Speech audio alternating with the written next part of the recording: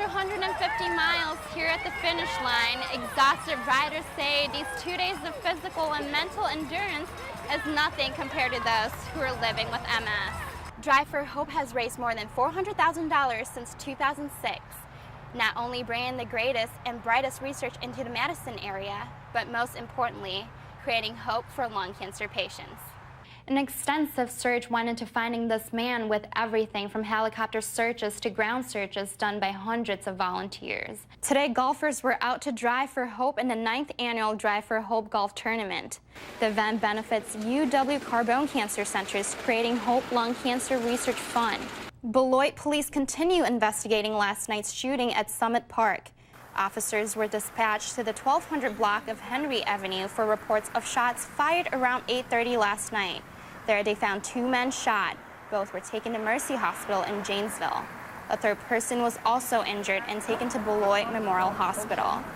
One of the 2 shooting victims died. The other is receiving treatment for life-threatening injuries.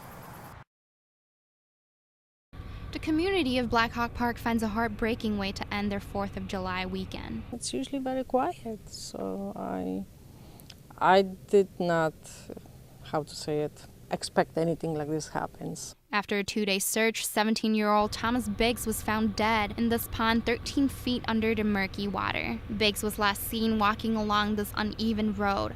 The man who's believed to be the last person to see Biggs described his demeanor as a bit off. I mean, shoes on for one thing, and the rocks and mosquitoes. I mean, he seemed a little tipsy, but he wasn't like, you know, falling down or up from one side of the road to the other. And you know, I asked him if he was all right, and he said he just lived there. So Stan also mentioned the bizarreness of how close the boy lives in comparison to where his body was found. He says it doesn't make sense because the pond seems to appear to be calm with no current. Neighbors said it's a peaceful and quiet place to spend a weekend because of the nature of the pond and Biggs' ability to swim. Columbia County Sheriff Dennis Richards believes there must be more to the story than just an accident. To me, there had to be some other reason why this happened, because I don't think the water, knowing that he could swim, and at least what I believe to be literally no current, I just can't make heads or tails of, you know, the outcome of this. And that's one thing that bothers me, is to try to find the answer for the family of why this happened. There are no suspects or ruling at this point. It is still too early to tell if this is purely an accident or a foul play. Columbia County sheriffs will continue on with the investigation, hoping to find the answer that left so many people scratching their heads.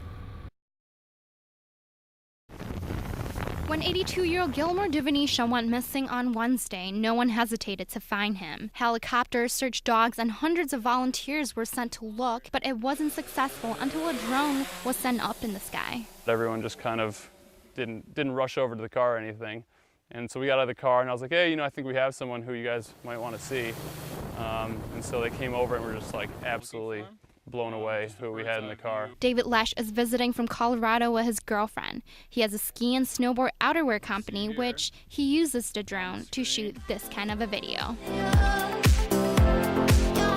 Lesh sent up his drone to look at a 200-acre bean field from about 200 feet in the air. Katie Gorman, Lesh's girlfriend, wasn't too hopeful to find Divenisha. I thought what would happen would be we would come out here and we would give them the peace of mind to be able to cross off some more areas quickly without, you know, hours and hours of people walking through fields. As they headed to the final corner of the field, Lesh saw a man standing right in the middle of it. Sure enough, it was Divenisha. Lesh said Divenisha thought he had been out on a short walk and didn't quite understand why people would be looking for him. Nonetheless, Lesh said he was in good spirits, cracking jokes on the car ride back to the command center. One of the beautiful things about Madison is that people really do come together like that, and I've lived in a bunch of places over the country, and I think that would be unique to Madison. Reporting in Fitchburg, Amanda Ong, NBC 15 News.